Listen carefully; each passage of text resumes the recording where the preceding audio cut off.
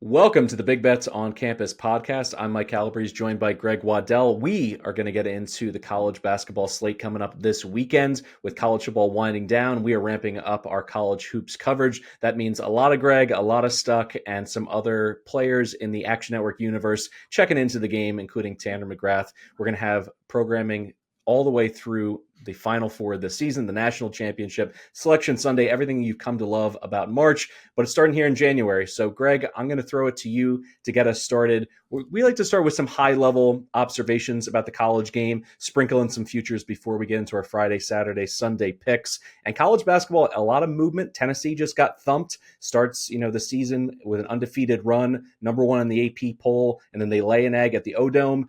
Do you hold that against them? Let me ask you that first. What are your thoughts on the Vols following a historic loss from an unbeaten number one team? Broadly, I do not. It's hard to win on the road. It's hard to go undefeated. They were 14-0. Like at a certain point, this was going to come crashing down. But I will be honest, just eye test wise, stylistically in this game, there are some lingering doubts that will probably be in my mind, in the back of my brain on Selection Sunday with this team when I'm filling out my bracket, because the narrative driven discussion with Tennessee is Chaz Lanier Dalton connect? And it's honestly become such a talked about thing that it's driving me crazy. He doesn't have to be Dalton connect. They can be different. We don't have to try and mimic last year's team. But the reality is the roster Rick Barnes built is supposed to be so similar to last year's. And that means it is entirely dependent on what Lanier's going to do in the biggest moments this season. And in this game, he was a shell of himself. He was 3 for 16 from the floor. I thought he was pressing in the first 4 minutes. I think he started 0 for 5 from the floor. And then he really took 10 minutes where he wasn't pressing. He wasn't aggressive enough. The one thing you could say with Connect, even if he had a bad shooting day, you never had to question how that kid was wired mentally last season. And I'm not really trying to attack Lanier mentally. Maybe it was just a bad game. But from a trust standpoint, this is the first moment where, your numbers of what you did in the non-conference are meaningless to me. Florida punched you in the mouth. How did you respond? Lanier left a lot to be desired for a team that has dreams of winning a national championship. I wrote up that game in the New York Post. I was on Florida, not to toot my own horn, but I felt as though Tennessee was ripe for an upset, particularly going against a team. We talk about this a lot. Stuck likes this phrase, styles make fights. And Florida wants to speed you up. And Tennessee has that fortress-like half-court defense. If they can settle in and make it a half-court affair, which a lot of times in March Madness with stoppages and reviews and timeouts, those games can turn into half-court affairs. They're better positioned. But if they get sped up by a team like Florida, by a team like Alabama on the horizon, they certainly can find themselves in deep water. And offensively, do they have the firepower to win in different ways? I think that brings up legitimate questions. Now, I also saw on the pre-show document, you want to talk about Duke and Auburn. How good are these teams? I know that Cooper Flagg, he has that, ESPN top 10 moment. He puts that kid on a poster that's going to, go platinum at frat houses around the country. Is Duke really that good? I already feel that way about Auburn. I don't even really need to get into the weeds about Auburn. You look at the advanced metrics community, everyone is, drooling over what Bruce Pearl has built on the Plains. But Duke, I still have my questions. Where are you with the Blue Devils right now? So I think they are going to be a lot better by the end of the season than they are now. That's part of why I'm really buying into, as I call them, my baby Blue Devils. That's this super young team that has sort of just taken the sport by storm. So right now, as we sit and record this, it's Thursday night, January 9th. Duke and Auburn, identical net rankings in adjusted efficiency margins on KenPom. Duke is technically number one. I don't know what KenPom's using to sort. Maybe there's a seventh decimal somewhere that says Duke is better than Auburn, but they're basically two historically awesome teams by that metric right now. The question is, are they going to sustain them as the season goes on? And I think when you try to make the case, I think both can. But I think it's more likely that Duke does when you think about what's coming for them. If they've already risen to what the analytics say is an equal level to Auburn, Duke has won 6 straight games by 20 or more points. They play one more team that's ranked in the top 30 on KenPom for the entire rest of the season. And it's Illinois. It's not even a conference game. So I think we could see some historic blowouts as this team continues to grow and improve. And that's only going to help your efficiency margins. That's only going to make you look analytically more impressive. And I did a little digging on this because it does feel rare, right? This wasn't really supposed to be the year of dominant teams. This was supposed to be maybe a more parity-driven year where a lot of teams could jump up. And after UConn was sort of just taking a step backwards, it's not really what has happened. It's incredibly rare to see two teams that grade out this strongly this early. On KenPom's, the history of the KenPom database, these two currently, if they sustain this level, would finish in the top 5 highest rated teams in the history of the database, going all the way back to 1997. Of the 6 others that rank in the top 8 that aren't Auburn and Duke this season, all of them made the Final Four. 5 of them made the national championship game. 3 of them won the national title. So I'm sitting here starting to wonder if maybe we shouldn't be getting cute. Maybe we shouldn't overthink this. It's likely to me that Duke ends the season number 1, Auburn ends the season number 2, and we could see another crash course between the two best teams in the sport. Last question on the Tigers and Blue Devils to play devil's advocate here. Duke, as you mentioned, there's a potential for there to be a red carpet to Selection Sunday for them. Does that hurt them where Auburn's clearly going to be battle tested over the next 2 months? You saw what they did in Maui, playing a team like Iowa State. Like, they have those, scars and winning DNA to be able to look back and say, all right, here's what we ran. Here's how we were thinking about it in the last timeouts on the whiteboard. Here's how we executed. Here's what we learned. Where Duke, if they go 2 months and they're just smoking everybody, I still have some of those flashbacks to Cooper Flagg trying to be a stretch for, somebody ball dominant at the end of the games, I believe against Kentucky and Kansas, and not getting it done. So I understand that they are playing at this incredibly high level, but do you put any value or stock in that? Or do you think that's a little bit overblown, particularly talking in January as opposed to, looking deeper into the season? I think it's a totally fair critique because it is something that you would like to think they can work on before March. But if you are going to play a bunch of cupcakey opponents, you probably won't get a ton of reps at that. I think the counterpoint for me would be, even if this was something they were getting game reps in consistently, I'm not sure the concerns would go away given what the makeup is. This is a front court heavy team that has this transcendent wing that we have no idea what to do with, that when Flagg and Maliwak are on the court together, it's an all-time great defense. And then any given night, you might get threes from Khan, you might get 3 and D from Sion, you might get a good Proctor game, you might get a bad Proctor game, and somebody off the bench is stepping in. So it's not like they have guards that are kind of going to close games well for them anyway. It's going to come down to plays that Flagg makes, but I think Duke would probably tell you the best way to win close games is to not play close games. Let's just blow teams out, and that's certainly something they can do. And then quickly to flip on the Auburn side, you mentioned how impressive they are, how battle-tested they are. 7 wins already versus the top 50 this season. Their only loss to Duke, at Duke. I mean, I really am. The more I look at these two teams, I'm blown away by how good they've been, and I'm blown away by how good they can be by the end of the year. All right, let's keep these good feelings rolling here. Let's talk about Illinois, who somehow is even better than they were last year. They go to the Elite Eight last year. They lose everybody. They're at the bottom of the power conference teams in terms of returning production. Now they got 5 players in double figures, massive youth movement. You got Will Riley coming off the bench. Morez Johnson Jr. steps up, against the game against Penn State and goes for 20 and 10 with the double-double out of nowhere. And then you have the best Lithuanian prospect outside of the Sabonis bloodline in Jakučionis, leading the Fighting Illini in points, assists, steals. He's flirting with the 90-50-40 club.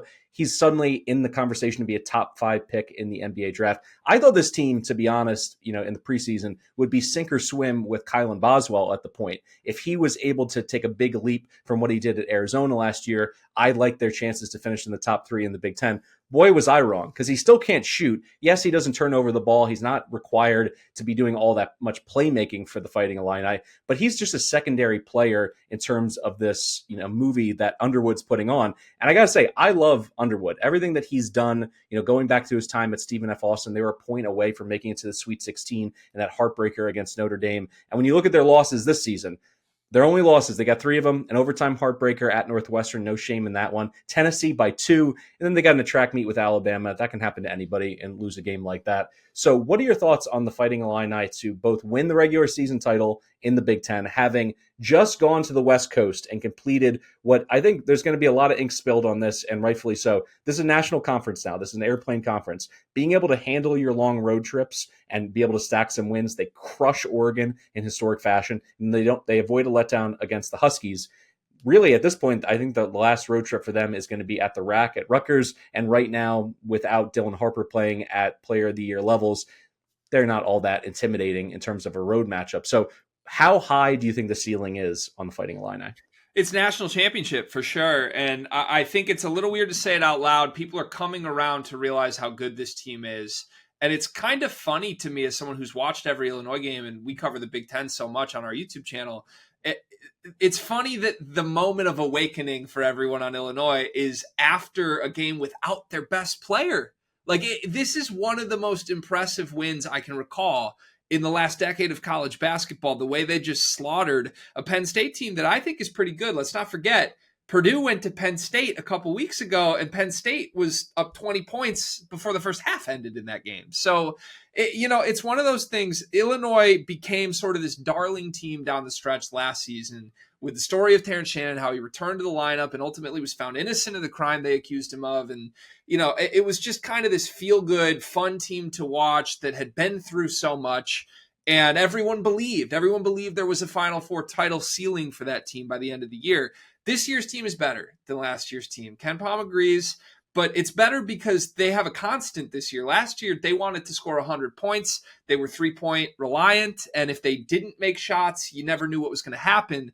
This year, they're one of the best defenses in the country, 7th best in adjusted defensive efficiency right now.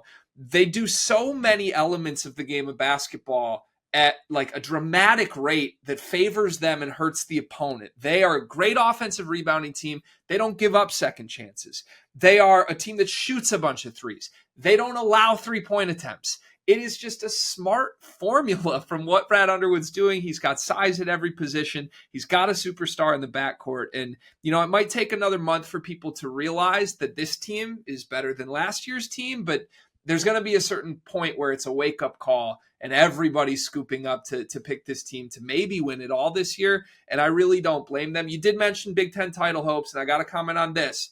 There's one other team that's doing a similar thing analytically right now that also swept their West Coast trip and is a game up on the standings on Illinois, and that's the Michigan Wolverines. They've got a star themselves with Danny Wolf. So I do think it's almost a bit of a 2-horse race in the Big Ten. Michigan has the advantage based on what they've done thus far. They didn't drop a game to Northwestern like Illinois did.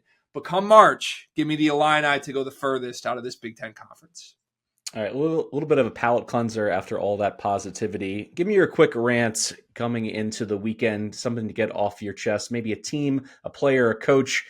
I could certainly go on about Mick Cronin just being an insufferable blowhard and, oh, poor Mick, you picked all these players and they don't seem to work together. And all of a sudden, the season's over, even though you have wins over, I believe, Oregon and the Zags as well.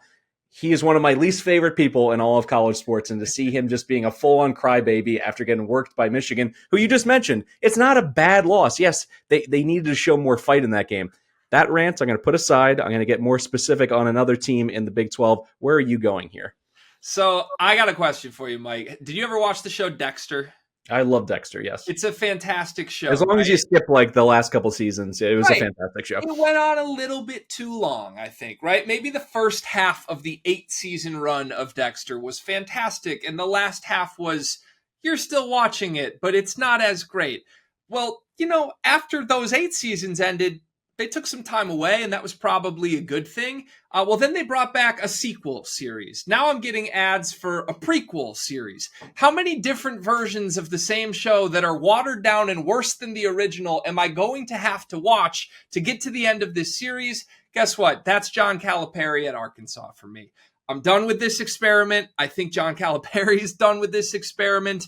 It's really just such a worse version of everything he was doing at Kentucky, which was already a worse version than what he was doing a decade ago. His assistant coaching staff, not to just make a joke out of these people, but he hired Kenny Payne as one of his lead assistants after what he just did at Louisville. His son, Brad, is on staff. Tyler Eulis is on staff. It's the Calipari family at this point, and anybody gets to come in. DJ Wagner gets to play as many minutes as he wants, even though he has the same issues that he had last year, starting over Reed Shepherd and Rob Dillingham. This offense is bad. It's just straight up bad. Adut Thiero is their best player. He was a horrible offensive player at times last year, and I give him credit for making strides, but they're 59th in adjusted offensive efficiency. They don't seem to have much of a plan. The offensive guru that he had with him at Kentucky last year isn't on his staff at Arkansas. And if they finish at this number, which is honestly generous, I think that number is going to go down for them as conference play continues. It would be the lowest rated offense from a Calipari team since 2005 at Memphis. And now he has the audacity to hit the podium after losing at home to Ole Miss and say, I didn't think it would be this hard in the SEC this year. Cal, just spare us. If you're not into this, let's all move on. You're a Hall of Famer, and I appreciate what you did in the 2000s, the 2010s. This is 2025, and you're doing nobody any favors to put a stinky product out on the court at Arkansas.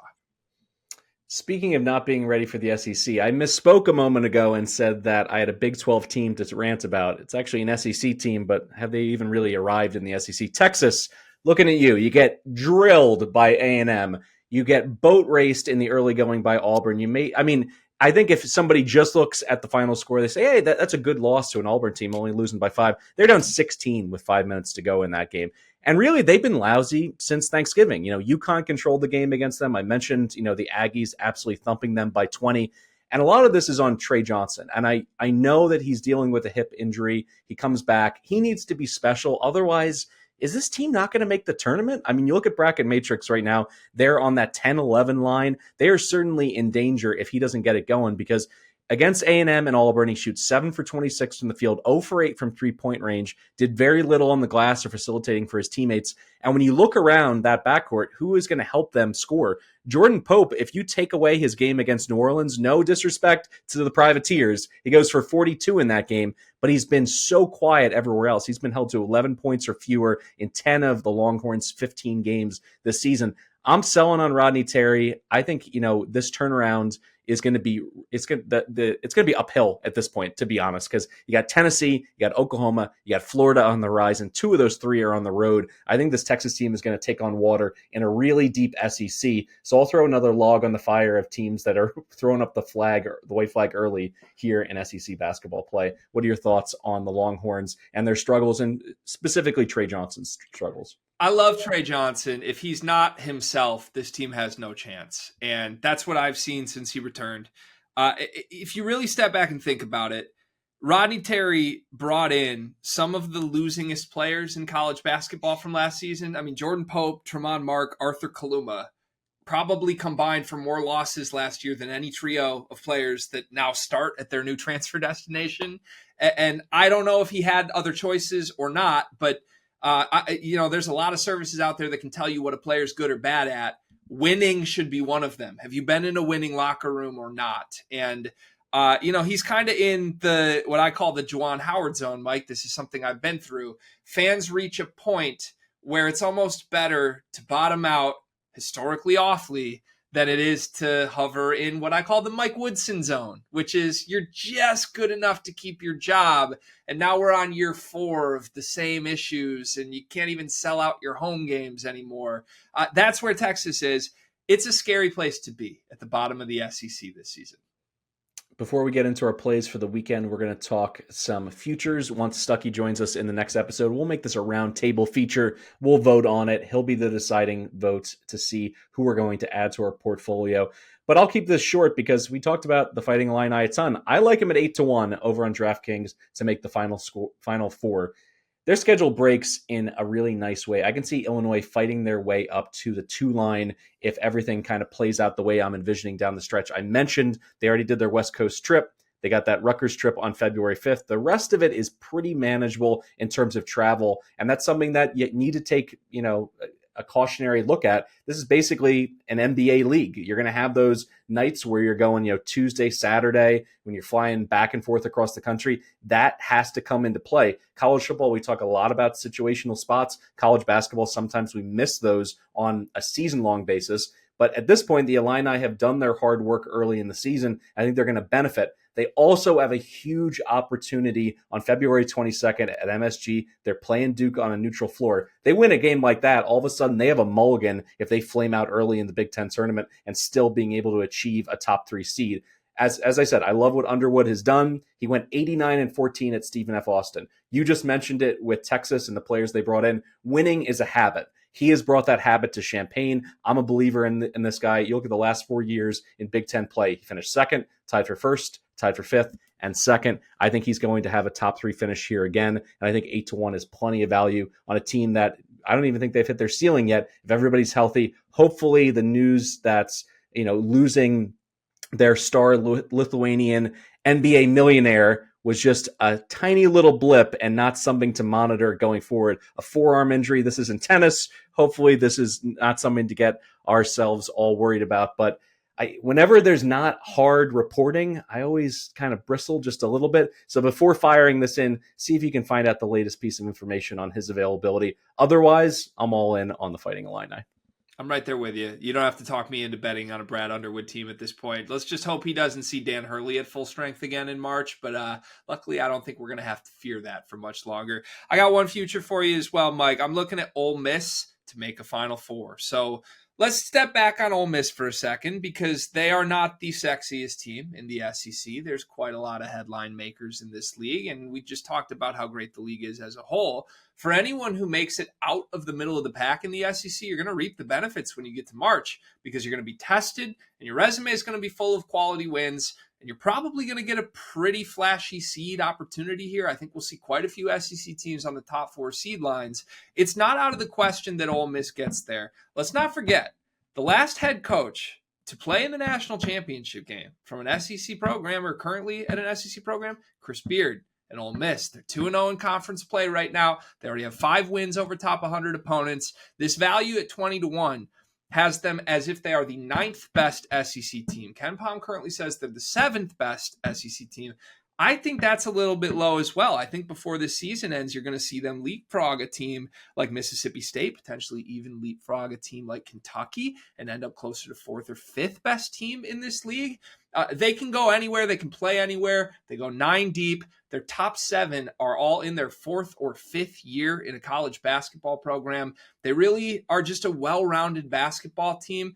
They're in both offense and defense. They're top 30 in adjusted efficiency. There's a huge trend going back through all the last decade where you need to be really good on both sides of the ball. Top 10 in both sides of the ball means you have a great chance to win a national championship in March. Now, I'm not saying this team's going to cut down the nets, but if they can get up from maybe the 30s to the 20s, maybe even in the teens in both, it is a team that can beat you offensively or defensively. They're great at forcing turnovers. They never turn over the ball themselves. I think 20-1 for a team that really will be in the thick of it in the SEC is phenomenal value. Sean Padula or Jalen Murray for your March Madness hero as you're wearing the Ole Miss gear on your road to the Final Four. Which of those two do you think does the heavy lifting? It feels like Padula's the shot maker, but he's not the better player between the two. All right, that's fair. All right, before we get into the weekends and our best bets for Friday, Saturday, and Sunday, a special guest has made his arrival. We're looking at Stuckey right now, and it's a beautiful face to see. Stuckey has been in the bunker doing the Lord's work, doing NFL, doing college football, ready to talk college basketball, coming out guns blazing here. Give us one of your future picks. Let's throw it in, and let's see if we can come to a consensus here at the round table for what we should be adding to the official BBOC portfolio moving forward. Yeah, it's good to be back. Better late than never for first episode of the year. I totally fell asleep about an hour and a half ago. Sat down, closed my eyes, and sorry for being late. To catch everyone up, love this year. Think March is gonna be amazing. Think it's gonna make up for last year. I don't think we have a UConn that's just going to dominate the tournament. Greg, I think your Michigan team is going to be a hard out. One of my biggest takeaways with that unique offense. The SEC depth is insane. I mean, that conference outside of LSU is just a brutal watch. I mean, every single night is just going to be an absolute war. And my rant of the week is USC. If I lose any more money on USC this year, I need someone to come to my house and take my phone and computers away from me. I hate that team. So for my future, I'm going to go to that deep SEC, and I'm going to give out the only future that I have right now. It's one I bet last year too. We bet on the show. I'm going to go with Texas A&M to make the Final Four, 15-1. I think this is the last time we get a price like this. That implies what, 8? It implies 6-7% chance. I have them around 8.5. I think if you look at like Torvik, they're like 9%. But this team is basically last year's team, but they, you lose Radford, you add Phelps, you had another big.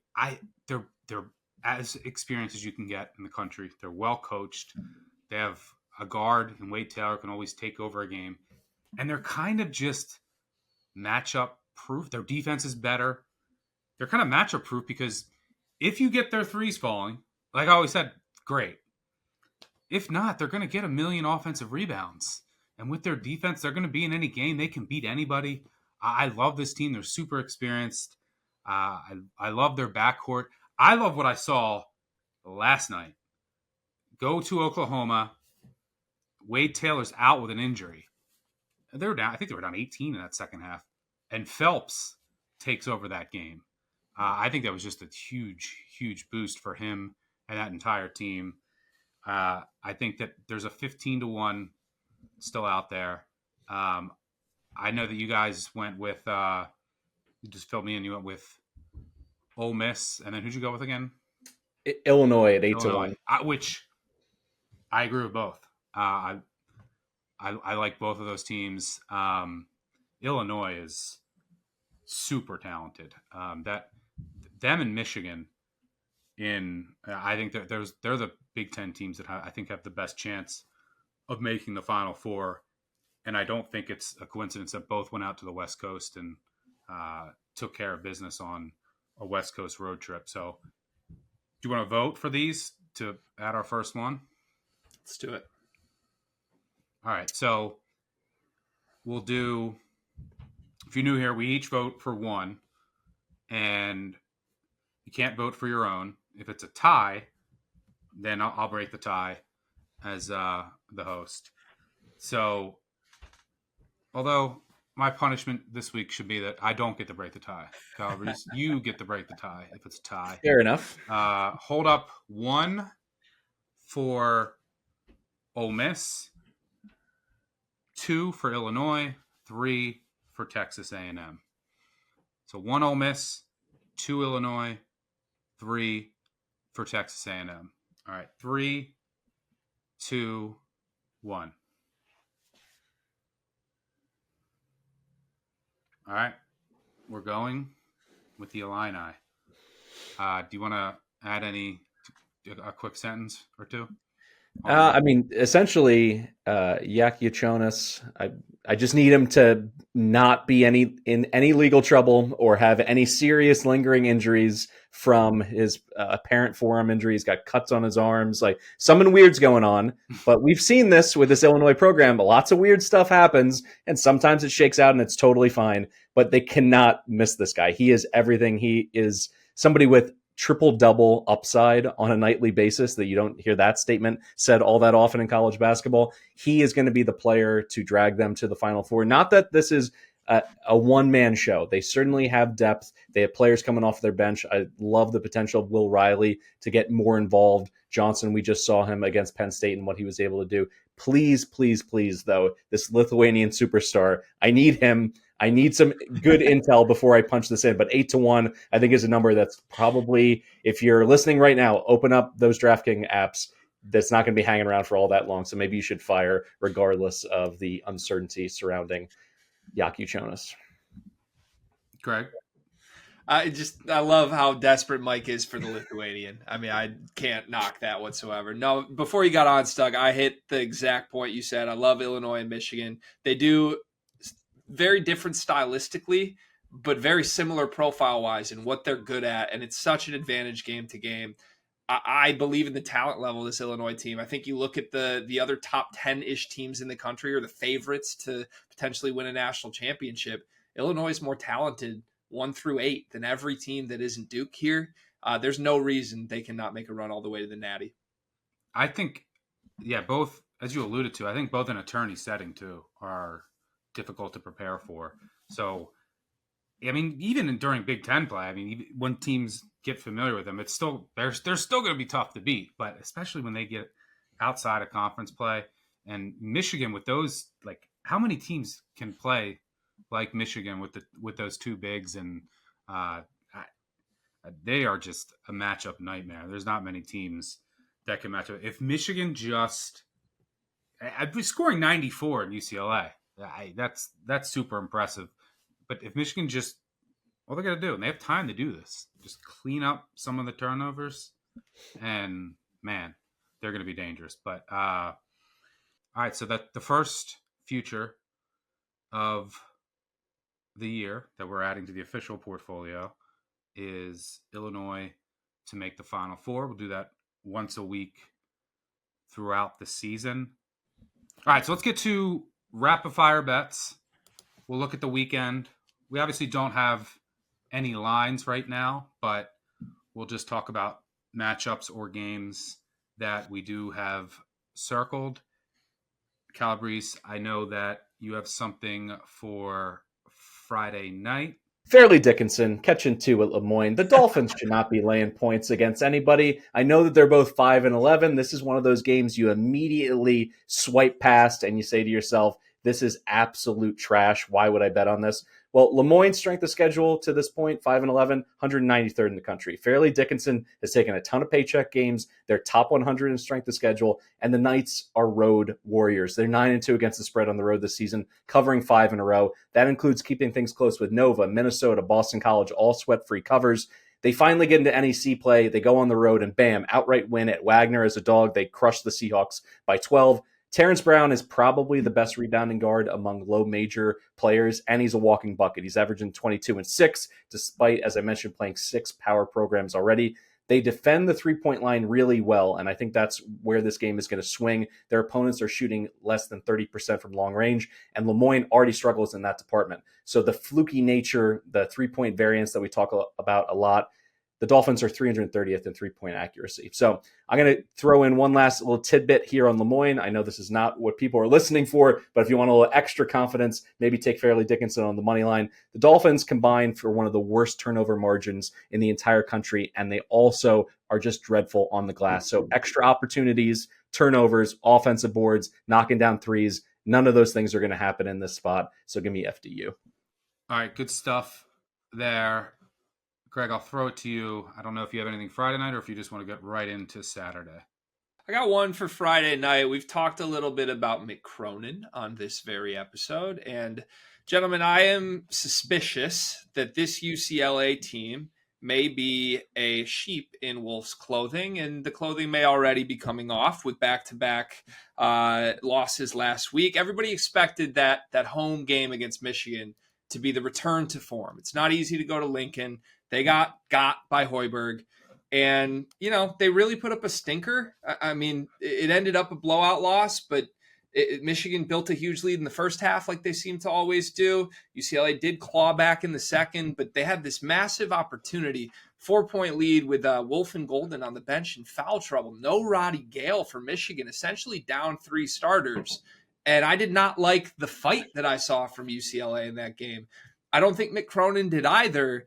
And, this is a team, let's not forget, that last year really was a streaky team. They kind of played their season in chapters. They would lose 8 of 9, and then they would win 8 of 9, and then they would lose 5 straight again at the end of the season. It added up to a losing basketball team. I'm not really sure the guys in that locker room are are prone to avoiding skids when they hit them. I mean, Sky Clark was the savior here, and I think it's hurt their backcourt play. They're getting worse play than they just got from Dylan Andrews last year without Sky Clark added to the mix. So, I like Tyler Bilodeau. He's very good. You saw what he did against Vlad Golden. Vlad Golden had a career night and put 36 on his head. The Maryland front court is going to destroy those guys. Derek Queen has been dominant at times this season, and they have Julian Reese with him. It's another too big look that can at least do a diet version of what Michigan's front court did. Maryland doesn't turn it over either. They're 15th nationally. They only flip it 14% of possessions. I think they're going to be comfortable, or as comfortable as a team can be, against the UCLA pressure defense. So give me Maryland to win big. Give me kind of this skid to continue for the Bruins in a double-digit loss. Yeah, UCLA is an interesting team. I don't like the defense is going to travel. The defense is on most nights, although giving up. I know Michigan's very good, but giving up 94 to Michigan, pretty ugly sight. I agree with you on Maryland. I like this Maryland team. Derek Queen is, I think, he can play. He's a baller, and that helps Reese tremendously. Reese will still get, by the way, Maryland last year was my USC this year, like the team that I would bet on. And then a player that I can't afford to get into foul trouble always gets into foul trouble. That was Julian Reese last year. If I would bet on, because last year, if Reese got into foul trouble, which would happen a lot, then Maryland was done inside, like just absolutely cooked. This year, it's Desmond Claude for USC. They'll, like, every time I bet them, he'll get in foul trouble. Then they can't run offense without him. But the one I go back and forth. So yeah, I mean, Queen I think helps a ton, and yeah, this UCLA offense, I don't trust it on the road. Now, do you get a desperation effort here, going across the country after that loss and Mick kind of going on a rant? But you could say the same thing about Maryland. They went out on a West Coast swing, lost 2 in a row. Now coming back home, will be the more rested team here. The one thing that gives me pause with UCLA that I think it can go one of two directions, because Mick had a similar rant last year, and when he called out his team, and it was after they lost to Utah, and I mean they lost 90-44 to Utah, and I believe that was their 8th loss in 9 games, and then they went on a bit of a run. So does this team respond similarly? And as you mentioned, they were very streaky last year, but I tend to agree with you there. I have one quick counter to that, Stuck. Again, the guy I keep naming, he's the big name guy in the backcourt that they brought in, Sky Clark. He has a bit of a history with a coach that has gotten a lot of praise on this episode, that's not afraid to criticize players publicly. He left Illinois mid-season when Brad Underwood criticized him publicly. So if there is one guy I don't trust to respond to mixed charades here, it would be their star point guard. Yep. Yeah, and Eric Daly just doesn't really fit on either side. Like I don't love this UCLA team either. I've faded them a bunch this year already, and did have Maryland circled as well for Friday night. I'll throw out one. I'll move on to Saturday. Don't have much circled for Friday. I'm going to bring. Let's go. I'm going to bring a new segment that I do as one of my weekend picks every week that I do in college football. Trash pick of the week. I'm bringing it to college. I'm going to challenge you because I'm in the waste management bin with you. So let's see how deep you're going here, Stuck. All right. I'm going to go with Stephen F. Austin at Lamar. And Stephen F. Austin has been, I mean, their offense has arguably been one of the 3 or 4 worst in all of college basketball. But I think, and if you look at some of the analytical sites out there, projected to get, 7, 8, 9, depending on where you look. Would love to get 7 or above. I think this is the best buy low, sell high spot on the board. Stephen F. Austin 0-4 in league play. Lamar 4-0. Lamar's up about 100 spots on KenPom since the beginning of the year. Stephen F. Austin's down about 100. Stephen F. Austin hits the road after 2 really bad losses. I like that. 2 bad losses at home, I should say. They still have a really good defense, and especially in transition. They're 97th percentile in points per possession allowed overall, 93rd in transition. That's key against Lamar. Lamar wants to run. They want to get out in transition. They're good there, 87th percentile. But they are absolutely hard in the half court. Just awful, 10th percentile. When they're in the half court, they try to run through the post. You can't do that against Stephen F. Austin. So the Lumberjacks defense will play here. Now, Lamar's defense has been pretty good, and they've been a pleasant surprise in that conference so far. They're going to press a lot. They press the 5th most in the country, but Stephen F. Austin's actually been okay there. It's like the one thing that their offense is just like, hey, this has been okay. It's not good, but everything else has been so bad. And their offense is horrendous. Like it's hard to describe, but a shot will eventually go in for this team. They are shooting 23.7% from 3. That's the worst in the country. The next worst, Calabrese, is your Delta Devils. Mississippi Valley State, 24.7.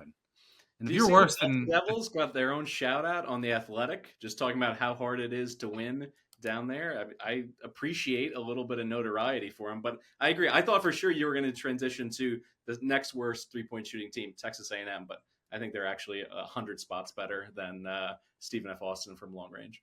Any improvement is good for Texas A&M on that end. How about, so as you mentioned, your Delta Devils. It's hard to win when you shoot 24.7% from 3. Well, 23.7 makes it even harder. How about 13%? That's their shooting in their 4 league games from 3. Lamar's opponents are shooting 21% from 3. So there's some potential shooting regression here. Even at the free throw line. The free throw line, they're 58%. I think that's worst or right down there. And we have past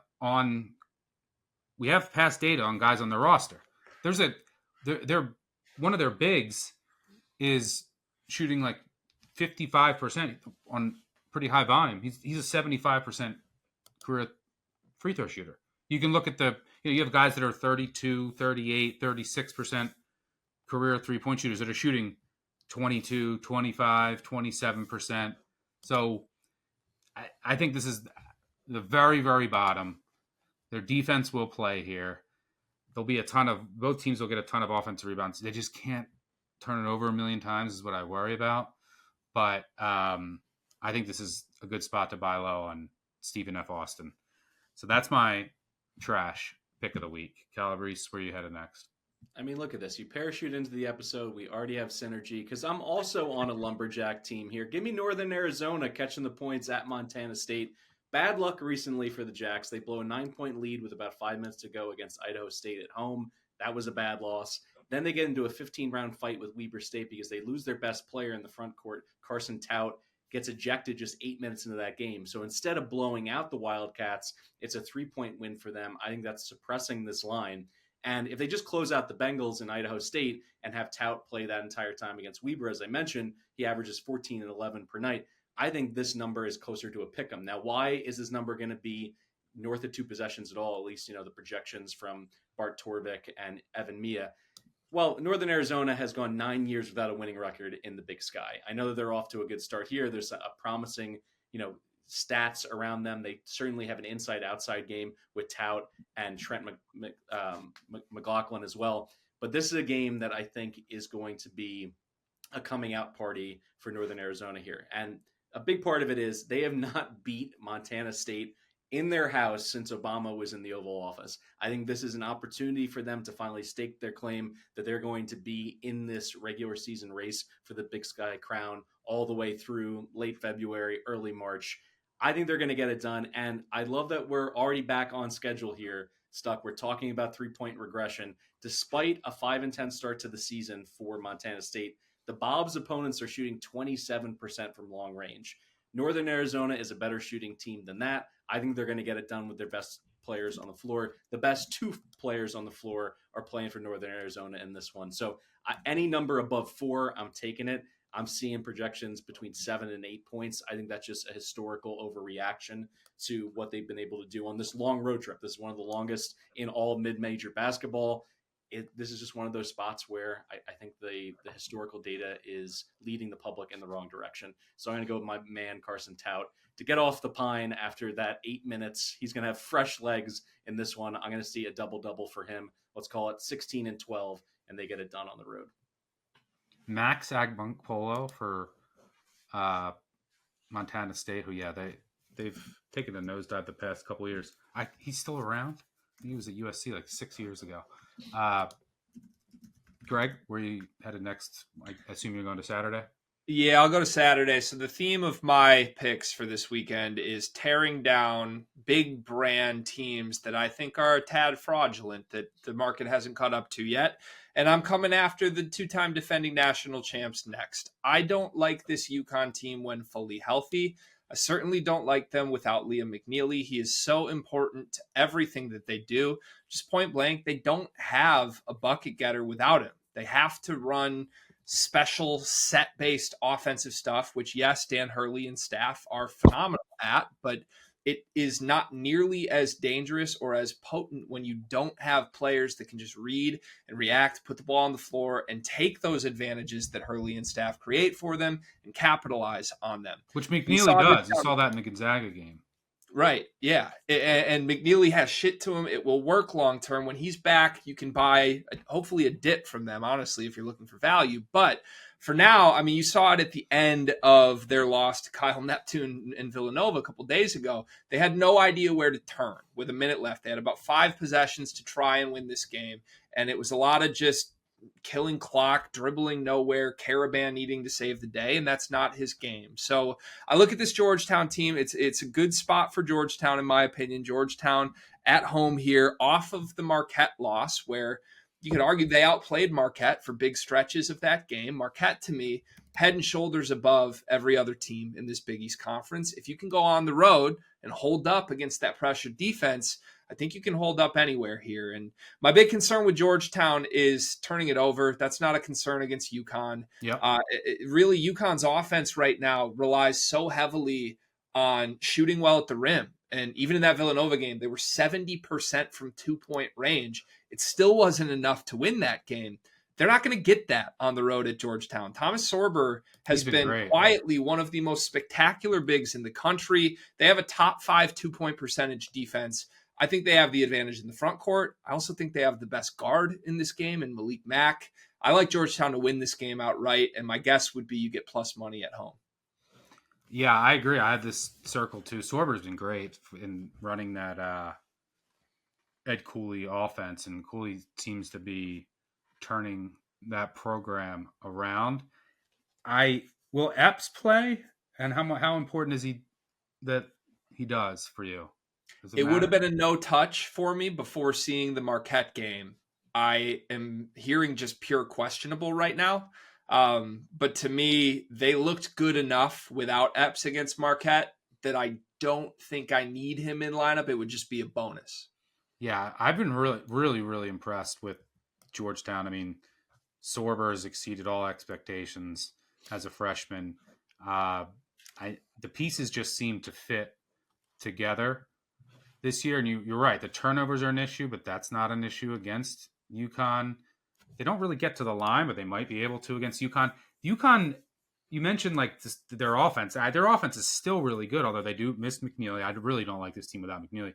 But a team that lost, they missed Cam Spencer in so many different ways, right? The big names that they lost are Klingon. You can see the loss of him and his impact in their 2-point defense. But they also lost, obviously, Newton and Castle. Their defense, you talk about their offense, their defense, especially in the post, has taken a nosedive. They have problems all over on defense outside of their transition D, which is still solid. But again, that's not really an issue against Georgetown. Like, Georgetown doesn't need to get up and run.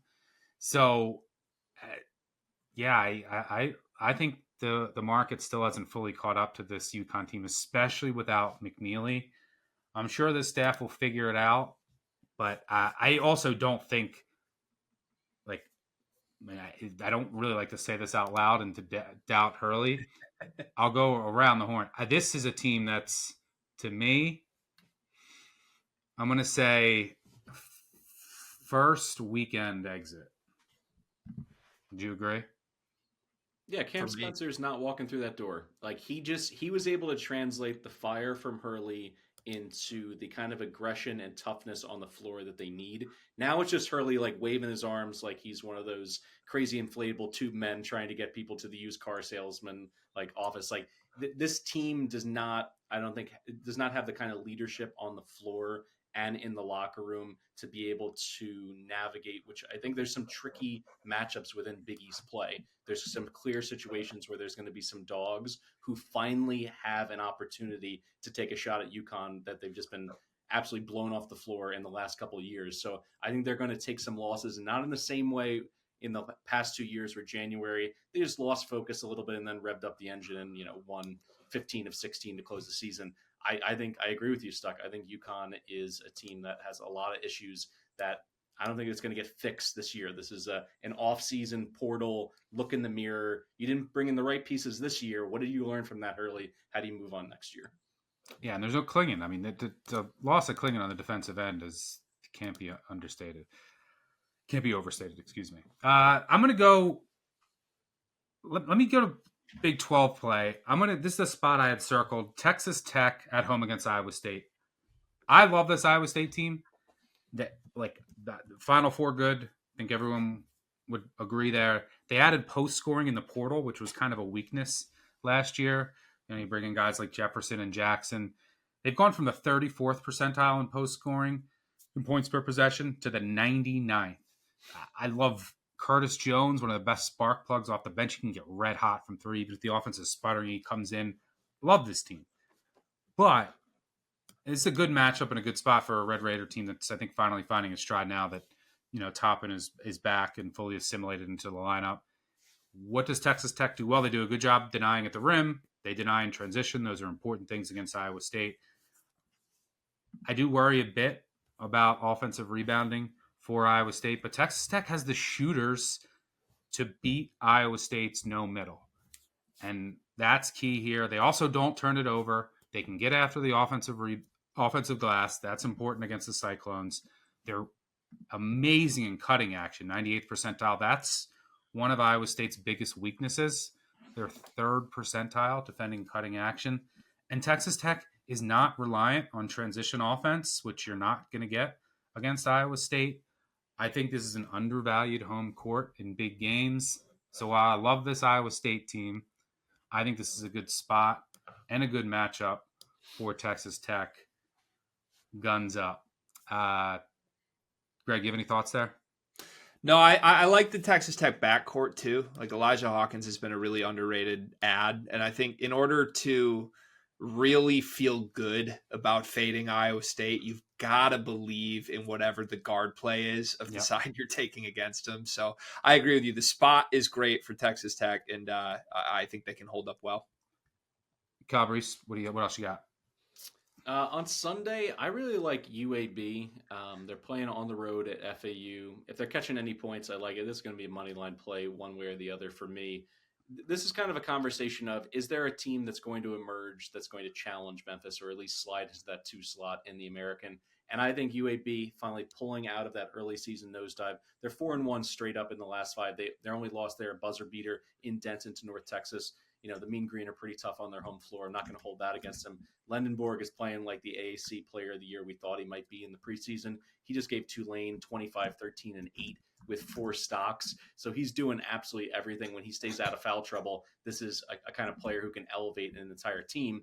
And the drop-off from Dusty May leaving to John Jackas, who the only time he's been a head coach was in Macedonia. I think this is the time when you look at a team that's floundering a little bit in FAU. Do they have a coach who's able to pull some different strings to make it happen? I don't necessarily want to put any stock in him this early in his career, his first head coaching job at the Division I level.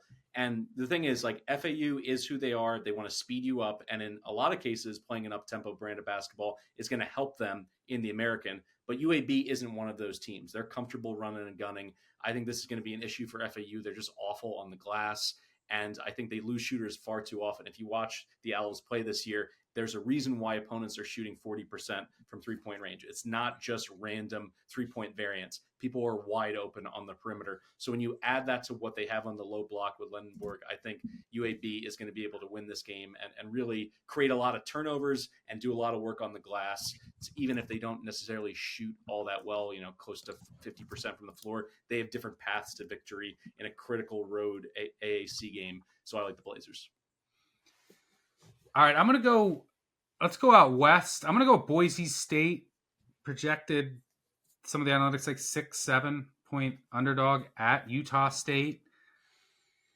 I'm struggling with how Boise State will fare against Utah State's heavy zone defense, because Boise State really can't shoot the ball, and their numbers are decent against zone this year, but they saw it against Oakland and I think Utah Tech. That's about it. So this is obviously a different caliber of zone, but I think it could be a big game for Degenhart. And keep an eye. It's hard to project, but keep an eye on Peanut. Well, his name is Pearson Carmichael. They call him Peanut Carmichael. He's 2-time Oregon State Player of the Year. Freshman. They burned his red shirt last game, and he played. He played 18 minutes against UNLV, scored eight points, sharp shooting from Oregon, 2-time high school state player of the year. I think he can add, especially against his zone, some much needed firepower from the outside. And when you look at this Utah State team, in order to stop them, you have to stop them in transition, and you have to limit their chances at the rim. And Boise State can do both. I think they're in this game throughout, so I'll be looking to back the Broncos on the road in a hostile environment. And I'll also throw out, Greg, and I'm curious to get your thoughts. I know you had a rant against Cal. Arkansas is in a great spot. Mm-hmm. You have Florida coming off that game against Tennessee, where Tennessee, I think, started 1 of 24 from 3. Arkansas has been horrendous from 3 the past 2 games. I think they're poorly coached. But in a way, can Arkansas play the game that they need to in this to pick up a big win? In that it'll be fast-paced, up and down. They're great in transition. Because Ole Miss really limits transition opportunities. Not the best matchup for Arkansas. Should get a desperation effort here. I love this Florida team. Final Four upside. Probably a big coaching mismatch, which worries me here. But is this a game where you could trust Cal, or are you all the way out on Arkansas? I can buy because of spot. It's the spot of the week, at least, right? Like when you look at where both these two teams are coming off of, like it makes a lot of sense if you have any shred of belief in Cal and what he's going to do this season. I just don't. I'm so out on it, especially after hearing his comments. To me, the path to an Arkansas marquee victory, really against anybody, but the only win of substance at all that they have this season is a win that will hold up really well over Michigan. And it was a Boogie Flan game where he really got going in the second half. DJ Wagner was cooking as well. I can't really see the Arkansas guards getting loose against the Florida guards, though, with how physical they were against Tennessee's. I mean, respectfully, if Lanier couldn't, I understand it was on the road, but I don't know that I trust the inexperience of the Arkansas guards to do it. It's also one of those things where I think a home court can sometimes hurt you when we might be at that point already with Arkansas fans starting to sour on this with where Cal is. So I wouldn't touch it personally. I understand why you would, but I'm out on the experiment. Yeah, my counter would just be like that to that Michigan game, that one big win that they had. Like that's the type of game they need to win, just like high scoring, up and down. And that's what we could get with Florida here. And that's like it's like you're not going to get execution. You're not going to out execute anyone in the half court. You're not going to win a game in the 70s against elite teams. They need to just, hey, we have a ton of talent, get the offense going and just up and down. As a dog, little intriguing to me. So I'll see where the line opens up. these spot taxes are getting crazy in college basketball, and then they get taxed even more as the night and morning go on. So we'll see where it ends up. Greg, did you have anything else you wanted to close out with, or are you good? I've got one more for you guys, and it's a Sunday game, and it closes the loop on my fade the big brands that I think are a tad fraudulent. This time I'm targeting the Michigan State Spartans. So this team is 12-2, up to 17 on KenPom. Everybody has sort of just, I guess, agreed to the terms that this is a Big Ten contender because they're undefeated in the conference right now. They haven't beaten a top 30 opponent this year. They had one of the ugliest games of the season against Kansas. They kept it close, which they will because this team's very good defensively. And Memphis really never felt like Michigan State had a grasp on that game in Maui. Their wins are not holding up well whatsoever. I mean, overtime win over North Carolina and Maui, I don't think is even something you necessarily want on the resume long term. A home win over Nebraska is probably that, and at Ohio State is the only other thing to look at. I just don't think they've beaten anybody with a pulse. You could argue Northwestern doesn't have a pulse, but I'm kind of hoping, again, back to the spot moment here, Northwestern returning home after a trip to Mackey Arena where they really got humbled, and really back-to-back road games. They lost to Penn State. This is sort of a season on the line performance. If Northwestern wants to be an NCAA tournament team, they need to get some big wins at home. They've been sneaky spectacular at home. Going over the last two seasons, Northwestern is 23-2 outright, 7-0 versus top 50 opponents at Welsh Ryan. They beat Purdue last season. They've beaten Illinois twice in a row at home, including this year. So I like this spot. Barnhizer and Martinelli, two 19 points a game scorers with size. Michigan State is a great defense. They do not have many wing defenders. They're full of guards, little guards, 6'4" and down. I don't know that it's going to work to put a Jace Richardson or a Jeremy Fears on a Brooks Barnhizer here. And lastly, Michigan State, I think, thrives on forcing turnovers. Northwestern does not turn it over. 19th in the country at protecting that. They've won 3 of 4. Chris Collins has against Tom Izzo in this series. I think it's a back against the wall spot for Northwestern against a Michigan State team primed to lose to somebody with a pulse. Yeah, looking at the Big Ten, we'll talk way more about this as the season goes on. I think the only Final Four threats are the ones we mentioned, Illinois and Michigan. I'm all the way out on Purdue making a run. Greg, I know you always have hot takes on Purdue. Would you agree? It's gross. They got 3 players. Yeah, no depth. Yeah. And if you get up and can pressure them on the ball, they're, especially an elite team, they're toast. I don't see anyone else. Calabrese, you see anybody else in the Big Ten that you could see making a Final Four run? I mean, if everything plays out perfectly for Maryland's, and maybe if some other teams along the way get banged up and they get an ideal, seeding, and they avoid being in a monster region with Duke or Auburn, perhaps, but we're grasping at straws outside of those top teams. By the way, one thing that I would have mentioned, that Duke defense, wow. Cooper Flag gets all the credit, but that Duke defense is incredible. I just have one quick aside. When you brought up Peanut Carmichael, in my mind, I was like, well, I haven't seen this guy play. I'm sure he's a compact guard, maybe looks like Jameer Nelson. And then I pull it up, and Pearson Carmichael is a 6'7", 215 pounds, stretch 4, white as the driven snow with rosy cheeks. Just size him for a Patagonia vest and give him a summer intern badge at JP Morgan Chase. That's exactly what this guy looks like. So thank you for making my night on that one, Stuck. That was a big shocker when I pulled up his ESPN page. I'm curious. I'm curious to watch him in a big game, in which would be a competitive game. Hopefully, he doesn't make me look like a fool, and he can make a couple threes here, which Boise needs against a Utah State zone. That will do it for us. Thank you, gentlemen, for carrying me early. Will not be late.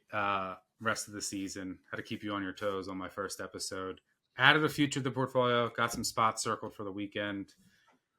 That'll do it for us. Thank you to Greg and Mike for joining. Or I guess I should say thank you to myself for joining both of them. Thank you to them for carrying me. Thanks to our producer, David Payne, on the back end. Most importantly, thanks to all of you for tuning in.